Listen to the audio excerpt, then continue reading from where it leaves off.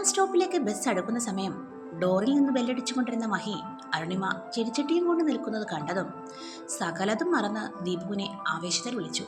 ദീപുട്ടോയ് പോയി ഒന്ന് ഇങ്ങോട്ട് വേഗം വന്നി നിങ്ങ.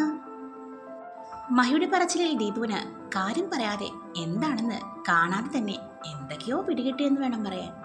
അപ്പോഴേക്കും തിരക്ക് വകവയ്ക്കാതെ എങ്ങനെയോ ദീപു ബാക്ക് ഡോർ വഴി പുറത്തേക്ക് ചാടി ഇറങ്ങി. എൻ്റെ പൊന്നോ ദീപുവേട്ട പതുക്കെ, ഇപ്പൊ പടായനെ. ചാടിയ ചാട്ടം നേരെ അരുണിമയുടെ മുന്നിൽ വന്നു നിന്ന് കിതച്ചു. കയ്യിലെ ചെടിച്ചട്ടിയും അതിൽ വളർന്ന് തഴച്ചു നിൽക്കുന്ന റോസാ ചെടിയും പൂവും കണ്ടപ്പോൾ ദീപുവിന്റെ മനസ്സ് പറഞ്ഞറിയിക്കാൻ പറ്റാത്ത വിധം സന്തോഷം കൊണ്ട് നിറഞ്ഞു. ആ കേറ് കേറ്. മഹി ബസ്സിൽ തട്ടിക്കൊണ്ട് ഉറക്കിയ ശബ്ദമുണ്ടാക്കി. തോളിലെ ബാഗും കയ്യിലെ ചെടിച്ചട്ടിയും കാലിന്റെ ബുദ്ധിമുട്ടും കൊണ്ട് അരുണിമയ്ക്ക് കയറാൻ പ്രയാസം ഉണ്ടാകുമെന്ന് മുൻകൂട്ടി കരുതിക്കൊണ്ട് ദീപു ഒന്നും ചോദിക്കാതെ തന്നെ ആ ചട്ടി വാങ്ങി കയ്യിൽ പിടിച്ചു. അരുണിമയുടെ അകത്തേക്ക് കയറിയിരിക്കാൻ ദീപു എന്നിട്ട് ആംഗ്യം കാണിച്ചു. സീറ്റിൽ കയറിയിരുന്നതിന് ശേഷം ദീപുവിനെ ഓടി കണ്ടിട്ട് അരുണിമ നോക്കി. ദീപു ചെടിച്ചട്ടി ഡ്രൈവറുടെ സീറ്റിനും ഗിയറിനും ഇടയിൽ വെച്ചിട്ട് തിരിയുമ്പോൾ അരുണിമയുടെ മുഖത്തേക്ക് നോക്കി ഒരു താങ്ക്സ് പറഞ്ഞു. എന്നിട്ട് തിരിഞ്ഞു നടക്കുമ്പോൾ മഹി അരുണിമയോട് പറഞ്ഞു, അരുണിമജിക്കേ നല്ല ഓർമ്മയാ. ഒരു കാര്യം പറഞ്ഞപ്പോഴേക്കും അത് ഓർത്ത് കൊണ്ടുവന്നത് കണ്ടോ? ദീപുവേട്ടൻ ഇനി ഇത് കൊണ്ടുപോയി ഓർമ്മ കളയാതെ നോക്കണം. ഉണക്കി കളയാതെ എന്നും വെള്ളം ഒഴിച്ച് നോക്കണം. ദീപ് തിരിഞ്ഞപ്പോൾ പിന്നിൽ നിന്നും അരുണിമയുടെ ഒരു ചോദ്യം കേട്ട് നോക്കി. താങ്ക്സ് മാത്രമേ ഉള്ളൂ? അതെ, ചെടിയുടെ കാശില്ലേ, ഞാനല്ല വൃന്ദാവനത്തിന്റെ ഓണർ കേട്ടോ. അരുണിമയുടെ ആ ചോദ്യം കേട്ട് ദീപുവിന് ചമ്മൽ തോന്നി. അത് വാസ്തവം. അല്ല അരുണിമേച്ചി, ദീപുവേട്ടന് ഇപ്പോൾ അയാൾ പിന്നെ നല്ല മറവിയാ. എത്രയാ രൂപ ചേച്ചി ചെടിക്ക്? 70 രൂപ. ദീപു വേഗം തോളിൽ കിടന്നിരുന്ന ബാഗ് തുറന്ന് കാശെടുത്ത് അരുണിമയ്ക്ക് കൊടുത്തു. ആ സമയം ദീപുവിന്റെ മുഖം ചമ്മൽ മാറി വല്ലാത്തൊരവസ്ഥയിലായിരുന്നു. അത് മഹിക്ക് അറിയാൻ പറ്റി. ദീപു യാത്രക്കാർക്കിടയിലേക്ക് പോയി.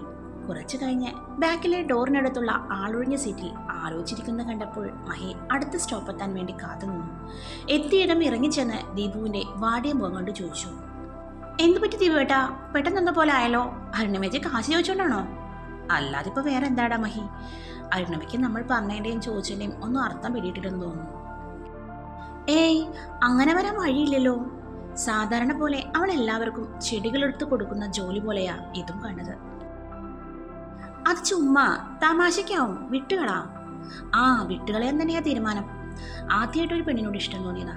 പക്ഷേ ചിലർക്കൊക്കെ എത്ര തുറന്നു കാട്ടിയാലും മനസ്സിലാവാത്താണോ അതോ അങ്ങനെ അഭിനയിക്കുന്നതാണോ അറിയില്ലടാ. ദീപുട്ടൻ ചുമ്മാ തമാശ പറയലേ. ദേ കപ്പേള സ്റ്റോപ്പ് ആവാറായി.